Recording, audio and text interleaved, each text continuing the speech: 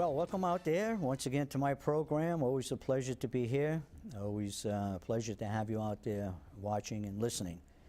There's been some exciting events that have taken place over the last couple of weeks. If you've been watching city business, you know that the health board has met. They've formulated some new regulations and apparently put them into what they call, implemented them. In regards to the pay-as-you-throw, you're going to buy bags. You're going to have to put your trash in special bags, which you have to purchase. And I guess the haulers of trash are going to have to so-called register or pay a fee. These are things that were discussed about a week or so ago and not taken too lightly by some of the people who were there at the city council meeting and others who watched it on TV. Also, the other big thing is the recall of the mayor. We've got some people here who are going to explain the process. It was tried once before in a sense, but they faced a lot of obstacles, and eventually, there was rejections by the, I believe, city clerk's office. However, that hurdle has been overcome, so we'll find out what exactly has taken place with that, and that's what we're going to start off with. So, CJ and Bob Camara, the stalwarts, the guys who you started this process before. So let's go from the beginning. The first time you went up there with the affidavit with the signatures, what happened? I think he's talking about the one 2 years ago, right? Are you talking about the one 2 years ago? Well, that was the first one, right? Yeah, well, the first application, there's been a misconception about what happened there. They said there was 3 attempts. There were multiple attempts to file, and there were issues. The first issue was, Danny, we went down to an insurance agency and had the signatures notarized by a notary in an insurance agency, which makes it an affidavit according to the law because it was sworn under pains and penalties. But the notary wrote Danny's name in for him because obviously Danny sometimes has difficulty, and she put in the wrong address. So because the address was erroneous, we had to refile the petition. And when we refiled the petition, we did it basically according to the same way we did it this time, but then they said it wasn't accurate. We asked why. We filed it a third time again, but they wouldn't give us a definitive reason. And I guess it got down to numbers. There weren't that many people that were upset with the way things were going, and I guess they figured they could just delay us and we wouldn't do it. But now, with this straw that's broken the camel's back in the form of pay-as-you-throw, I guess there are enough people now that are inflamed. We have a lot of people engaged, and they realize at this time that if they attempt to block it, there are going to be litigation. The fact is, the law is pretty simple. It just says if 10 registered voters submit an affidavit, that the petitions shall be distributed by the city clerk, and that's what we did. Okay, so CJ, you had the, did you have the petition last night? Yeah, we had the petition last night. I have copies of the petition in my briefcase in the control room. Okay, why don't you let's go through the procedure. Now that part of it has been taken care of. You got the necessary signatures. All the signatures were notarized. That was submitted to the city clerk. And what was the wording of the petition or the affidavit? Did you have some wording there? The affidavit opened with the affirmation of the 12 signers. Okay, are we using the right term when we say it's an affidavit? It's an affidavit, okay? With the 12 signers, and they were named with their address and that they're registered voters of Fall River, all of which they swore to. Then the reason for recall were fiscal malfeasance, failure to prepare for losses based on the $14.1 million SAFER grant, the $600,000 police grant, the $1.7 million host fee loss, resulting in fewer. And you kind of worded that part. So. And contractual obligations that actually he negotiated. So all things that were foreseeable and weren't prepared for. So we are contending fiscal irresponsibility. So it will be available to anybody who wants to read it. The petitions are out there. They can read the Well, petition, Is obviously. it on the petition? It is on the. It is on the petition, and they are encouraged to read it. Yeah, okay, you got the petitions, these are the papers where you're going to, that you're gonna circulate, in a sense, get people to sign. You have 20 days within which to get how many signatures? 2,459. All right, that seems to be quite a task. Dan? Not for 200 people and change. Okay, 200 people out there Yep. working on that? Yes, So each one has 227 to be precise. 227. Well, if each one gets about 10 signatures or 20 signatures, They're you got done. plenty Right. based on that, Dan, wouldn't you say? I would say the process looks very good. If the group is as committed as they appear to be right now, the number should be easy to obtain. Girl, you were on city council how many years? Actually, 24 I served. I had 26, but I had 2 years off when I ran for mayor. Now, are you considered the longest serving with 26 years? No, Leo Pelletier beat me out. Leo used to ask me, how long were you on the council? How long are you on the council? But he reached the point where he has now become the longest serving. At that time, I wasn't even interested in seniority. I was just interested in doing my job. So Leo Pelletier's cumulative years, longest serving person on a city council. Right. Now, during your tenure, during the time you were on the city council, can you recall any of these recall petitions? No, No, none. no. So, I have a question also that I read it in the paper this morning about the reasons for it, and I thought that they needed 15% of the registered voters, and I thought I read that there was 49,000 registered voters. Now, I might be wrong. You need 5% of the registered voters according to the law. 5%. 5%. And that figure, by the way, Earl, was given to us by the Board of Elections. So they're the ones, we didn't determine what figure, we allowed the city to do it. Okay, so I've never heard of it before, but I personally think that there's a couple of city councilors that we're going to try to also recall at the same time, because they've been nothing but a detriment to the progress in this city. but they're not on a petition, are they? No. No, there'll be 2 more separate petitions to recall 2 more city councilors, and they'll probably all go on a ballot at the same time. Can you give us the names of the councilors? I'm not prepared to give the names. All right, but you have... It's very easy to figure, if I you look could at the negative venture a city guess. councilors and those who oppose everything that the city's trying to do, you can probably figure out at least who the 2 are. All right. I'm willing to take a guess. I'm a gambling guy. I go to Vegas once in a while. I'd take a wild stab at it, but our position, and we made it But clear. you're just, this is, yours is just in regards to me. Yeah. Well, let me go on with the procedure, because I think the procedure is very important for the people out there to understand exactly what's going on. So, within 20 days, let's say you get the number of signatures, and you take all these petitions and you bring them to the city clerk's office? City clerk. Okay. And the signatures would then be checked against, That signatures have to be certified when we turn them into the city clerk, which Well, means that's- elections has to certify them prior to us turning them in. all right, so they're going to go to the Board of Elections first. Correct. Each signature we check to make sure that you have a voter, registered voter within the city of Fall River. And once that happens, all this package will go to The city clerk. city clerk. And what will happen there at the city clerk's office? They have to be returned to the city clerk by 5 p.m. on September 2nd, because our 20 days actually falls on Labor Day. And because it's a holiday, it's the next business day.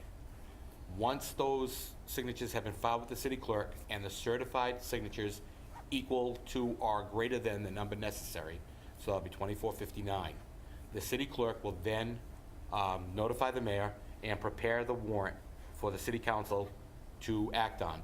The mayor gets 5 days. All right, before we go to the 5 days, now what is the city council going to act on? The city council, after the 5 days, has to issue the election date. The election date must be issued within 60 days of the filing. Oh, so when you say after 5 days of what? There's a 5-day period between the time that the petitions are filed and the period where the city council gets the warrant. In that 5-day period, the mayor has the opportunity to resign. All right. And if he doesn't? If he doesn't, the ballot will go forward. They set the ballot. Okay, if he resigns, that's the end of the recall because? No, No, they have to have a, then they have a special election in the 60-day period to elect a new mayor. Well, I'm saying if he resigns. They have to Yeah. have a special yeah, election because we don't have to a mayor elect a if new he mayor. resigns. Okay, I see, yeah, okay. In the Earle? meantime, the city council president will become the mayor. He'll become the acting Acting mayor. mayor. He'll become the mayor. You could get involved in some matter, but he'll be doing all of the mayor's duties until they do have an election. Not necessarily depending on the amount of time until the next election, whether or not they will have a special election, or he'll continue. We had Bill Whitty, we had John Mitchell, we've had other city Dan council Bogan. presidents, Bogan, who became acting mayor. I believe if there's less than, less than 15 months in a term? 6 months, I think. Less than 6 months. Yeah. 6 months. That's right. Okay, now, the mayor doesn't resign. An election is held with, you said 60 days from that period of 5 days that expires. The mayor will be on a ballot. He can. The mayor can't be on the ballot. What happens is the ballot is a 2-part ballot. The first part of the ballot asks, do you wish to recall Mayor William Flanagan? Yes or no? If the yeses prevail, the second part of the ballot is then counted. And the winner in the second part of the ballot becomes mayor. If that, All right, if, you good? Go over that again. okay. The second fir- part, the whose first part, names are on the second part? whoever puts their name in, they get the 50 signatures they need to be nominated, and they put it in. And the mayor, can he put his name in? No, No, he's out completely? he's out.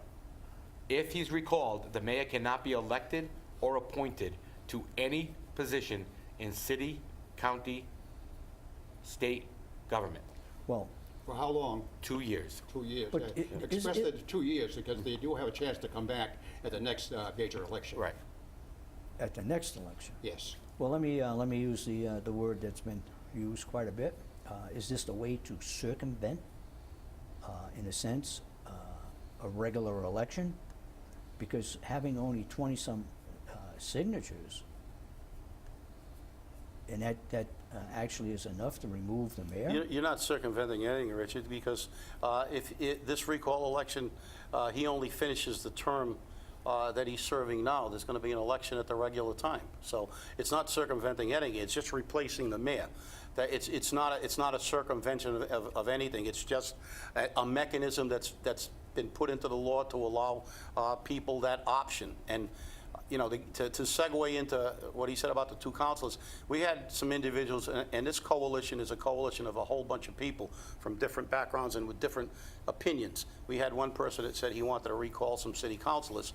Some people will say there are 7 negative city councilors. So that is a matter of personal opinion, obviously. But the fact is, we had a meeting and we made it clear, at least I made it clear, and I made it clear on our show today. I think that a recall is the last resort, a last option, and should only be exercised not because we disagree with a city council's position, they were elected, but this mayor has basically said things that and has not followed through on promises. Therefore, we feel that and has not prepared properly. We think this is an extreme situation. I will not support, to me, a recall election is not just something you enter into just because you disagree with a political opinion. I know that Earle has been around a very long time in a political process, and so have I. I have dealt with issues and got along and been at odds with many city councils. but we have never, ever said we're going to recall them because they have a difference of opinion. That's part of the political process. So I wouldn't support a recall for any councilors, and there are some councilors that I disagree with everything about. But the fact is, as I said, this with the mayor, to us, is a unique situation, and it should be a last effort, not a first. Well, not a first based go-to. on the number of signatures that you need, it seems that you could be highly successful in this endeavor. Yeah, that's one of the problems with. Unfortunately, it's one of the problems with the way laws are written. I mean, And the that the fact mayor is, will if be you're going to recall every councilor after every That decision you only don't gets the like. ballot. Yeah. Then you have, I mean, we've had people who are opponents, have been down to city council chambers every 2 weeks, and they're talking, and they're talking, and they're talking, and most of them are anti-administration.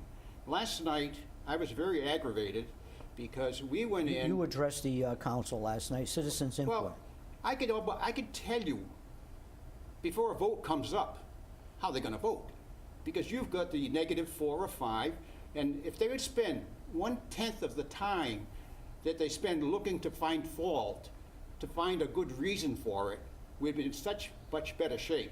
For instance, you sit here, how much time did they spend beating the water department to death over 10 cents?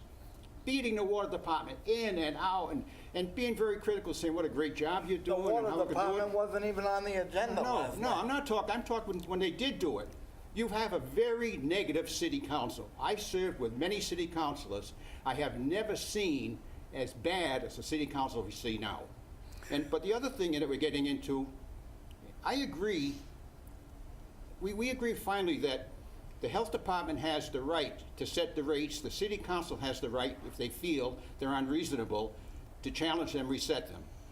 I personally think that before the rates are set, personally, that they should go to the city council, find out if they're unreasonable.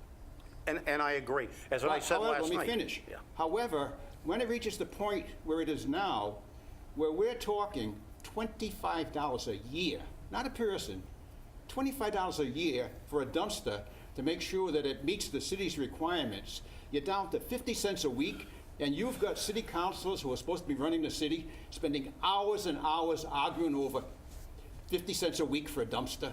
It's Well, ridiculous. it may Well, be. let Dan wants Yeah, to go get in ahead. here.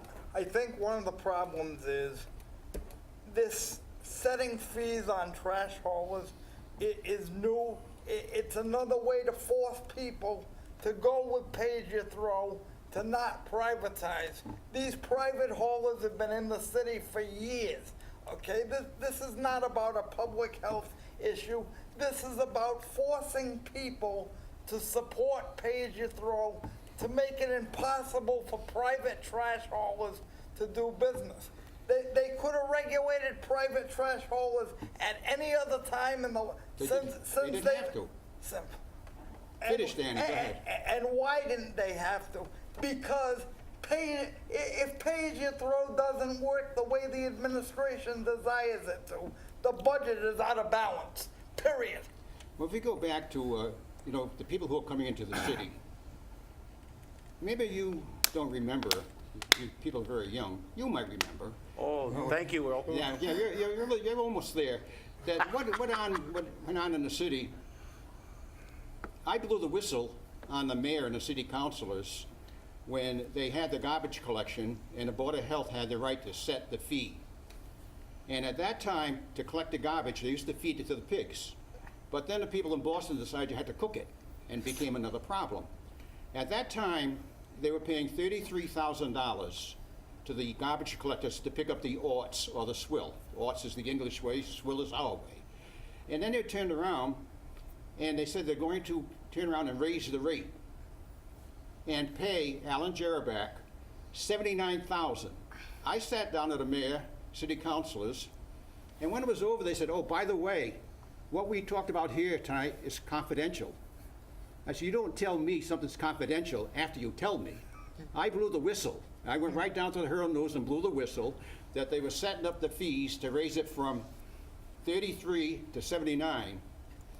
They went out for bids, and Alan's smart. He didn't like me. Well, But we turned around and they put the bids out. Now a company that was associated came in and they bid $450,000. Well, the thing is, I think, The Board of Health set the rates. yeah, Yeah, and well, as, the thing is, I guess the issue is whether they had the authority to do that or not. But no, that wasn't the issue.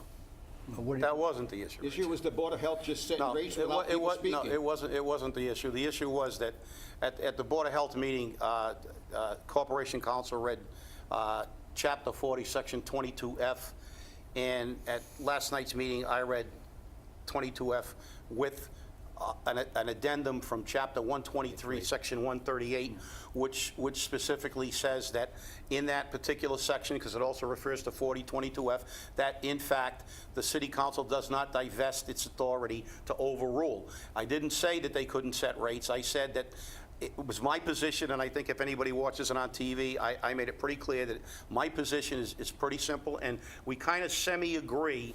I believe that any appointed board, even if they're given the right to set fees, never abrogates the legislatively elected body of the community. They can always override it, and I believe that these things should always go through the representatives of the people. And the city councilors, whether you agree or disagree with their positions, are the people we elected to represent us, and we have to live with their decisions. And I don't believe that anything that affects the taxpayer in the city of Fall River should be decided by a board that wasn't put there by the people who the government is supposed to You're so represent. wrong there. And the worst part about that, How though, many boards do we have that are making decisions every day, whether it's the planning board, the zoning board of appeals? You know, Earl, you can say I'm wrong, but I feel that that's what our government's Okay, based on. And that's why we have different That's right. types of ice That's why cream. we have political, Okay, that's why you have okay. political But you know what? parties. All right, But you know what? Let's move Richard, on. let me just Just say this briefly, real quick, we're gonna go because to I met another with Tom issue. Corey before that meeting, all right? Number one, the mayor was quoted in the paper as saying, "I will make these fees so pay-as-you-throw will be too expensive to leave." Okay? And that's what the fees were for. When I met with Tom Corey before the Board of Health meeting, I said, "You realize there are 10 citizens willing to file a lawsuit, the city council's willing to challenge you?" He says, "Well, they can do that, because this is already decided." So they went in there and did a purely perfunctory thing by listening to people, because they had already made the decision. Yeah. And the vote went the way it went, because that was set by the mayor, because the mayor's trying to make up fees. That's the only thing this is, because his budget is failing, and it's going down the drain rapidly. CJ, you said that was a Okay, newspaper? Yes. Earl, we're going to get over to parks and things like that. Can I just say one quick thing? That law does say, if you read 123, 138, the only reason that boards are given the power to set fees is to avoid having to have a whole bunch of meetings for the city council to do things that are basically small changes. Right. So therefore, I feel that my position, I think the law by that wording says that, look, it's the people who are elected to do the business of the people that should have the final say and always have the ability to overrule something that they feel is not in the best interest Okay, of I the might like I to can add to what understand. Bob Well, said. well- Go ahead. What happened was, when I was a city councilor, whenever we had a board meeting, it used to come before the city council to approve the board's meetings. Yeah. That doesn't happen anymore. It should. I think that's what he's saying, and I think you agree that, in other words, once they set those fees or increase fees, the city council should at least have an opportunity to talk about and, I guess, agree or not agree. Whether it's zoning, whether it's anything, used to come before the council and we'd vote. In fact, I remember one time, just Well, quickly. let's, Go ahead, go because ahead. we want to get out of time here. All right, go ahead. I want to get into what you addressed the council about, and that was parks. All right.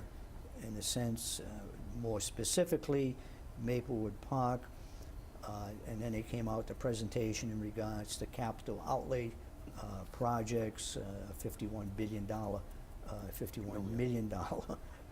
That got out of hand. They jumped from one item to another. They shouldn't. They should have stayed right on item 2 before they went to item 3. The city councilors knew what they were doing. They're talking item 3 when we were on item 2. So that went back, actually, after all that took place, all that discussion of where it should have been, whether in a real estate committee, whether... Not true. No, but it went We back had to the two real... different items. The one Did that was it in did real it go estate back to the committee. real estate committee? It didn't have to. The item in real estate But it committee wasn't could stay voted on. there. It wasn't is. voted on, and that, I'm trying to get to the, just ahead. lay the foundation here. Yeah. And that was about Maplewood Park. The diocese owns that land there where St. Mary's was, And St. Williams. St. Williams and the Maplewood Association wants to get that land back as parkland. I talked to the mayor, and I said, I'd like to go in there and make a presentation for Maplewood Neighborhood Association without the administration. I did not want to get into a urinary contest, as we saw last night. Those obstructionist city councilor, whether it be Mitchell, whether it be Pereira, whether it be Nagar, they were just out there looking for a reason to turn around and attack the administration. That's why I didn't want the administration involved. This was Maplewood Association, Maplewood people looking for Maplewood Park. This was not the administration trying to do it, and I didn't want them there. I wanted to do it myself. They were asking questions, and a couple of times I interrupted from the side. I had the answers, but they wouldn't ask me. When we made our presentation, some guy will come in about a hole in a sidewalk or a car parked on a corner, and 9 city councils will beat him to death and talk about it for a half hour. But wasn't it- They wouldn't even ask me a question. But is it about money, Earl? I mean, in other words, it's $434,000. 435. Okay, $435,000. Right. And then they come up with this $65,000 for landscape. Yeah, that Kenny said he needs to develop the park, which I was opposed to anyway. Okay. What I guess some people were surprised at is the figure of $65,000. Do you think that is a little, in other words, people are, it seems, Earl, and They were this is addressed to they were you. looking for reasons to oppose what the administration All right, had. so it That's a has bunch of nothing- baloney. You feel it has nothing to do with money and It's a $500,000 that we don't No, have. we're talking the 65. And when they turned around and asked, has Maplewood applied? I had already talked to Kenny Pacheco on numerous occasions, and we talked about getting it. For 5 years, the community preservation money is going to be available, guaranteed, because we can't vote it out for 5 years. I sat down and I negotiated with the diocese. I was in the board. I know, but the thing is, I said $100,000 a year, it would pay them their $500,000. They get $900,000 and $400,000 more. They get $1,300,000. All right, so We can't in get other words, $100,000. there was discussion about Yeah. paying $100,000 a year. All right. Yeah. Did anybody talk about taking out a mortgage? In other words, a 30-year mortgage or, Well, it's a bond. Mortgage is a bond. You were there when I went down and I spoke before the city council. Actually, we and were I s- already gone. We left. No, We no, were no. across the street. Previously. Oh, yeah, all right. We've been maybe. kicking this around for years. They can't say this just came before them. I went in and said the Maplewood Association will put up $600,000 to purchase that land from the diocese. where would you get If- that money? We'll get it. We have it. The Maplewood Association would put up $600,000. Much of it is mine. If we were guaranteed that the city would pay us back in 5 years. Okay, we're running out of time. I'm going to go through the group. Any predictions, CJ? I predict that we're going to have a recall in about 80 days. Okay, Bob, any predictions? No, I'll just say, the process has been done, and the people are going to get to speak, and I think it's going to help. The city has a lot of divisiveness in it, and I think that if people get a chance to speak, and ultimately there's a decision, it will make everybody a lot Okay, Dan, better. anything? I'd like to see a complete audit done like was promised to Councilor Rigo during the budget discussion Earl? directly by the mayor. Any I prediction? predict that if we do have a recall, it's been a waste of time and money, and the mayor's going to win, and I wonder how many recalls have ever been won. Okay, we're down at the end. That's it. I want to just let the audience know that come October 25th at the VFW on Shove Street in Tiverton, Friends of Cook Pond is going to have a dinner dance. Tickets are $15. We're going to have Chicken a nice pie? chicken dinner with the works, all you can eat. You like that coffee, cake, I do. salad, and dancing thereafter. I know Bob- CJ can't wait because, Bob loves the chicken pie, too. well, Very good. hey, he's a double dipper. A plug for Hartley's great chicken pie. Yeah, so everybody, anyone out there needs a ticket, call me, call someone on the committee, or even call one of my guests here, and I'm sure they'll direct you. Best deal you can get for $15. There you go. There's, Better than Liberal Club, right? That's right. Best deal you can ever get for $15. At 2 o'clock, are you off now? no, Yep. we're just finishing up. Okay. Let's get to the end of the program here. And we can go on for another couple hours. But I go along with my prediction that the mayor will not be recalled, that they're gonna fail in their attempts. And you may- And I ask again, who can name one time when a recall has ever succeeded? Well, there's never been a recall, so you Anyway, can't answer that anyway. question. Lawrence, Lawrence. Chelmsford. That's right.